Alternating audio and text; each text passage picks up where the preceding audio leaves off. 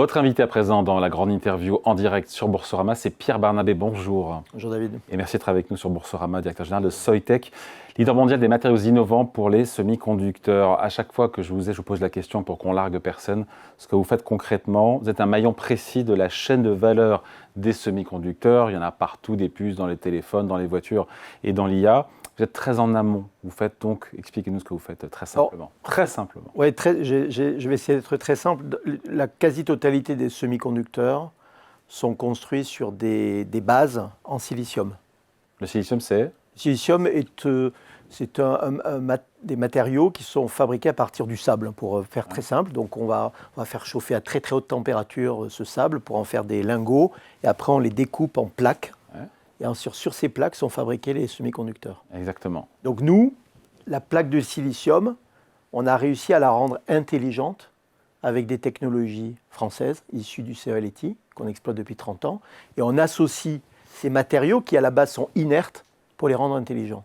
Et ça, c'est une particularité effectivement que Soitec apporte. Donc ça veut dire que les composants sur lesquels sont fabriqués, sur lesquels les substrats sont le support, sont beaucoup plus performants, beaucoup moins consommateurs en énergie. Oui. C'est la particularité. Donc dans la chaîne des semi-conducteurs, Soitec est au tout début. Vous vendez à ce qu'on appelle des fondeurs, comme TSMC, un fondeur. Voilà. Il fait quoi un fondeur ? Un fondeur, il va justement fabriquer ses processeurs avec, par dépôt d'oxyde, de différents éléments physico-chimiques, pour fabriquer des processeurs qui sont inventés par ce qu'on appelle des fabless, qui vont designer, donc ils vont construire ce processeur, l'imaginer. Et eux-mêmes, fondeurs qui ont comme clients, notamment Nvidia, par exemple. Nvidia, Qualcomm, exactement. Voilà.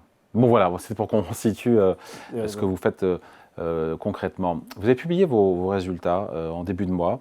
Ils ont baissé d'un tiers, c'est ça, sur votre troisième trimestre qui est d'octobre à décembre, qui est un peu en décalé, c'est ça ? C'est ça, qui est décalé. 160 millions d'euros.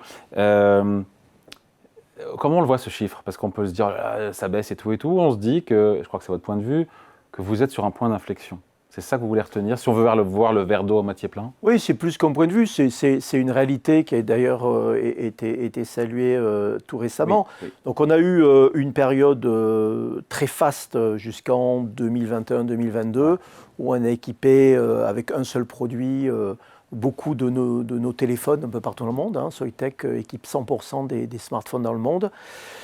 Et après cette période de Covid un peu euphorique, et l'action était à 250 et l'action est montée en 2021 extrêmement haute. Ouais. Et ensuite, effectivement, il y a eu un phénomène de forte baisse de la consommation des téléphones mobiles, avec beaucoup de surstockage chez nos clients. Donc il a fallu complètement transformer l'entreprise. D'une entreprise qui vivait sur un seul produit, pour lequel l'activité a été divisée par 4, c'est ça l'erreur stratégique, qui d'ailleurs, peut-être pas la vôtre au passage, mais c'était que vous avez corrigé, je pense d'ailleurs, d'avoir bâti votre succès sur un seul produit. L'erreur stratégique, ça aurait été de pas avoir diversifié. C'est ce que j'ai fait. Ouais. Donc voilà, ça aurait été de se dire, que faisons-nous avec un seul produit ? Non, c'était d'aller vers 4 autres produits et de faire de cette entreprise désormais une entreprise qui est basée sur 5 grands produits, profitant en plus de 2 nouveaux produits qui équipent le monde de l'IA. C'est ça qui fait la différence. Oui. Donc, alors les smartphones, est-ce que ça va mieux l'activité smartphone ? Alors l'activité smartphone va combien aujourd'hui ? Un peu mieux, qui représente à peu près un tiers sur la partie RF-SOI, un tiers du revenu, alors que c'était quasi 100%, enfin 80-90%. Donc ça a fortement baissé, mais on a réussi à se diversifier. Donc c'est une activité où on déstocke petit à petit. Donc d'ici à la fin de l'année, de cette année. Je parle des smartphones. Là. Je parle des smartphones. On aura déstocké complètement. Et on peut imaginer qu'on aura atteint un point d'inflexion sur cette activité-là. Mais heureusement que nous avons les autres activités qui compensent. Marché auto. Il y a les voitures qui sont des grosses consommatrices de puces. Oui. Comment on l'explique ? De plus en plus. Oui, parce que la voiture est intelligente et que... La voiture est de plus en plus intelligente, elle est plus sécurisée, elle est de plus en plus autonome, elle est de plus en plus... Combien il y a de puces d'ailleurs dans une voiture ? Alors ça dépend des modèles, mais on peut arriver à des modèles qui ont 10 à 15 000 processeurs pour les modèles les plus haut de gamme. Mais un modèle moyen, c'est entre 3 500 processeurs qui équipent une... Vous équipez 100% des smartphones, vous n'équipez pas 100% des voitures ? On équipe pas 100% des voitures. On équipe... pas mal de voitures, notamment autour de la consommation d'énergie, dans le transfert électrique vers notamment la batterie ou vers le cockpit de la voiture. Vous avez comme client les équipementiers ou les constructeurs ? On fournit aux fondeurs ou aux fabless qui ensuite vont fournir aux constructeurs. Voilà. Donc, un de nos grands clients, on va avoir du ST Micro, Infineon, NXP, vous les connaissez tous. Donc, les smartphones, les voiture, voitures, l'industrie. L'industrie Et et l'intelligence vous artificielle. voulez qu'on en parle hein. Mais c'est parce que la croissance vient de là. J'ai regardé un peu les chiffres. Aujourd'hui, c'est un tiers, c'est ça? C'est un tiers de votre chiffre d'affaires Aujourd'hui, un tiers de notre activité. qui est en croissance de 27% sur un an. Voilà. Pour atteindre 54 millions, 54 sur 160, effectivement, c'est un tiers. Voilà. Donc ça, c'est une activité. Ça, c'est l'avenir. Parce que c'est ça qu'on se dit, Soitec, leader mondial des matériaux innovants pour les semi-conducteurs, avec la vague IA, ils doivent être au top et tout et tout. Et c'est vrai que ça pèse de plus en plus, ça croît très vite, mais... On est au top. Parce vous finirez monoproduit sur l'IA? Ah non. Alors, je peux vous dire que ça, la leçon est bien tirée. Cette entreprise restera une entreprise basée sur plusieurs produits. 5 aujourd'hui, on travaille sur 5 autres parce qu'on a doublé l'effort de recherche et développement et on a aujourd'hui 5 produits en gestation, en incubation qui vont sûrement donner... Et vous faites quoi concrètement par rapport à... Alors, sur l'IA, ce qu'on fait, on a 2 types de produits. Je ne vais pas rentrer dans un détail précis, mais on fait du FD-SOI qui permet de transformer de l'analogue en digital et inversement, donc qui est très bien adapté pour des radars, par exemple, d'IA embarqués dans les voitures. Okay. Donc, faible consommateur en énergie, capable de computer, enfin, de calculer le signal à l'edge, ce qu'on appelle à l'edge. Ça, c'est le produit FD-SOI.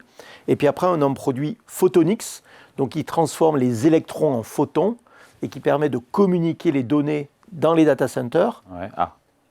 Le mot magique. Photon à photon. Ouais. Photon à photon. Alors le mot magique, mais aussi l'autre mot magique, c'est de GPU à GPU. Les fameuses cartes graphiques hors cartes graphiques. Donc pour l'instant, on équipe 100% des centres de données IA de nouvelle génération. 100%. Donc vous avez de Google, de tous les... La totalité des data centers. Même si vous n'avez pas comme client en direct. On ne les a pas en direct, mais on va fournir des plaques de Photonics SOI, qui vont effectivement équiper les transceivers qui font communiquer les serveurs. C'est fou que vous ayez 100% du business. Parce que c'est une technologie qui ne peut pas être concurrencée parce que c'est la plus efficace. Ça pèsera combien à terme, ça? Parce qu'on est... Je vous ai coupé, ça permet de... C'est intéressant. Non, mais ça permet, par cette transformation électron vers photon, en fait, on circule les données, on fait circuler les données à la vitesse de la lumière. Donc aujourd'hui, c'est de serveur à serveur, et demain, ça sera de carte graphique à carte graphique. Donc on a un avenir assez radieux sur cette activité-là. Ça pèsera combien? Ça pèsera... C'est 30% du business de Soitec. L'IA est en croissance de 27% sur un an. Donc l'IA pèsera de plus en plus lourd dans notre activité. Mais en fait, on va retrouver aussi de plus en plus d'IA, même dans les téléphones mobiles. C'est-à-dire que l'IA, on va la retrouver à se déplacer dans tous nos marchés. Donc c'est évident que ça pèsera un poids de plus en plus important pour notre activité. Ce que le marché attend de savoir, c'est quand le retour de la croissance durable chez Soitec. Alors la croissance sera durable. Est-ce que c'est 27? Est-ce que c'est 28? Enfin 2027, 2028? Est-ce que c'est... sur le trimestre à venir, enfin en cours, vous anticipez une hausse de vente de 20%. 20% d'un trimestre à l'autre. Voilà, d'un trimestre à l'autre, on continue de croître. On continue de croître sur un an. Le dernier sur un an. Okay. Entre le troisième trimestre et le quatrième trimestre, on sera en croissance de 20%. Donc on voit un point d'inflexion. En séquentiel. On bâtit une plateforme qui va construire une croissance durable, c'est sûr. Sur un exercice complet, à partir de quel exercice Soitec est en croissance? Dans les années à venir, on sera en croissance, mais pour l'instant, on communique au trimestre. 30, vous savez pas, communique au trimestre. Si, on a de bonnes idées, mais on a décidé, vous le savez, de communiquer au trimestre. Ouais. Donc on communique trimestre après trimestre. Parce que brouillard, mais pourquoi? Parce que brouillard, parce que c'est pas simple.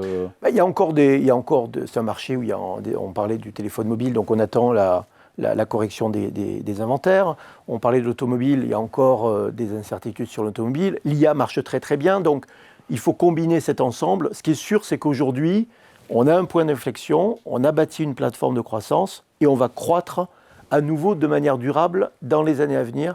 Ça, c'est certain. Avec une croissance aujourd'hui en Chine, un quart de votre chiffre d'affaires est fait en Chine. À peu près. C'est ça. Et des acteurs chinois, j'imagine, qui vont chercher à manger la laine sur le dos, c'est normal. Je veux dire, ils progressent avec des prix pratiqués qui sont, je ne sais pas, moins élevés. C'est compliqué. Comment ça se passe? Et sachant que vos ventes là-bas sont bien orientées, comment on fait pour que ce soit durable, ça aussi? C'est vrai que la Chine, on faisait pratiquement rien il y a 4 ans. Maintenant, on fait un peu plus de 20% de notre chiffre d'affaires. Donc, c'est devenu un marché très, très important. Et en fait, la Chine, on fait de l'innovation, on fait de la valeur. Les Chinois, ils achètent de la valeur. Donc, ils achètent du Soitec parce qu'on a des produits qui sont très en avance par rapport à quelques acteurs que ce soit, qui soient en Chine ou ailleurs. Donc, nous, on va continuer de fournir à la Chine des produits sans transférer aucune technologie, mais on fournit des produits. Et la clé, c'est d'innover, d'innover, d'innover. Pourquoi on a doublé notre effort en recherche et développement? C'est pour courir plus vite que les autres. C'est là qu'est la clé. Et ça se confirme en Chine, mais partout ailleurs dans le monde. Et les Chinois, à la fin, ils achètent des produits de qualité. Et ils sont prêts à payer le prix pour ça, à partir du moment où ça apporte une valeur ajoutée pour leurs produits finaux. Ça, c'est clé. Ouais. Juste, je repense, parce qu'on parle de croissance des revenus. En termes de résultats nets, ça donne quoi en termes de résultats nets? En résultat net, on n'a pas communiqué encore sur le résultat net, mais on aura aussi un point d'inflexion sur le. Vous êtes en positif ou en négatif? on sera sur un résultat qui sera en point d'inflexion. Voilà, donc on ne communique pas. Bien sûr, mais sur le résultat, sur 2024 par exemple, vous étiez comment?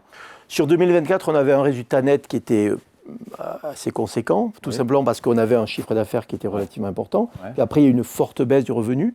On a réussi à contenir nos coûts et à faire attention à nos marges, nos marges notamment de produits, en diversifiant en même temps.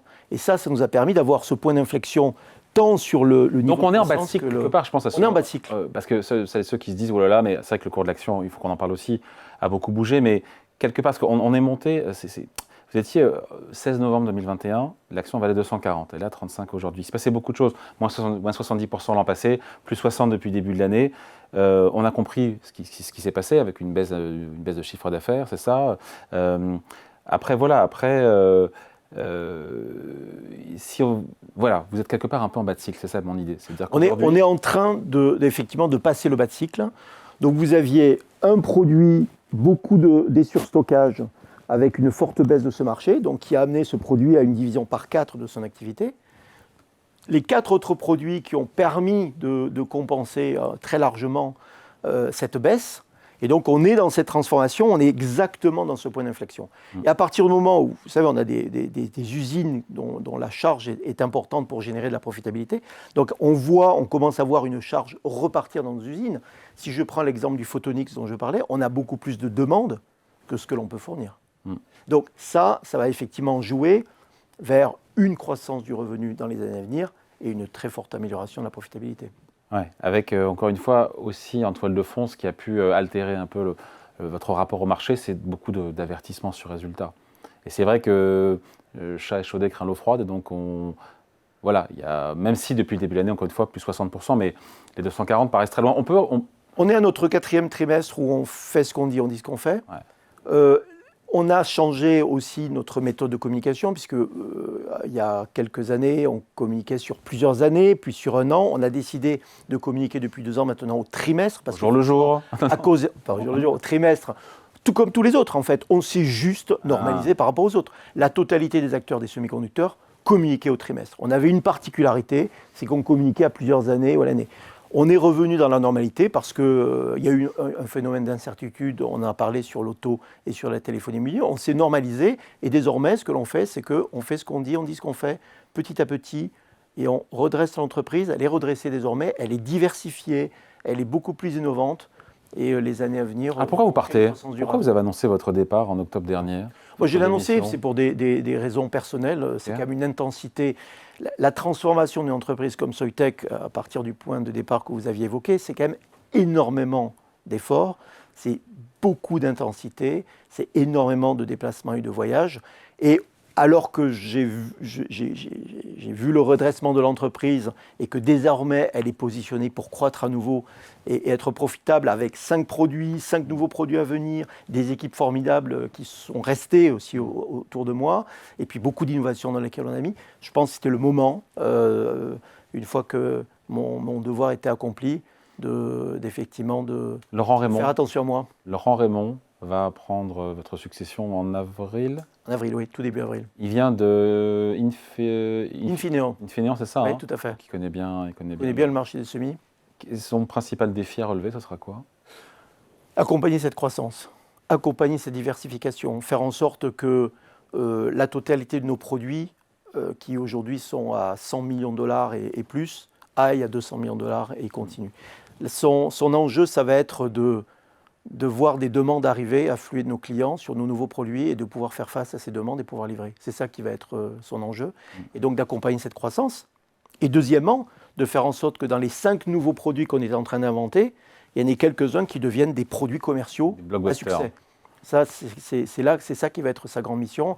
Et il a des équipes qui sont totalement déterminés et très motivés pour l'accompagner là-dessus. Pierre Barnabé, vous dites quoi? C'est ceux qui nous regardent, qui ont cru, qui ont beaucoup gagné, parce que l'action est montée très très haut à 240, qui aujourd'hui est à 35 euros. Vous leur dites quoi? Et à ceux qui ne connaissaient pas la valeur, qui nous regardent, qui disent ah bah tiens, elle est en bas de cycle, elle est en retournement, c'est peut-être le moment d'y aller. Vous leur dites quoi aux uns et aux autres? Vous savez bien que je ne peux pas commenter le cours de bourse et quoi que ce soit. Je vous le répète, je crois que vous l'avez dit dans votre question.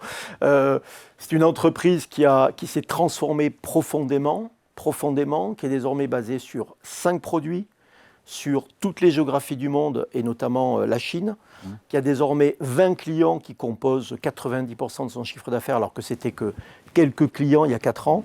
Donc une entreprise redressée, rassérénée, structurée et une plateforme de croissance désormais avec le profit qui va avec.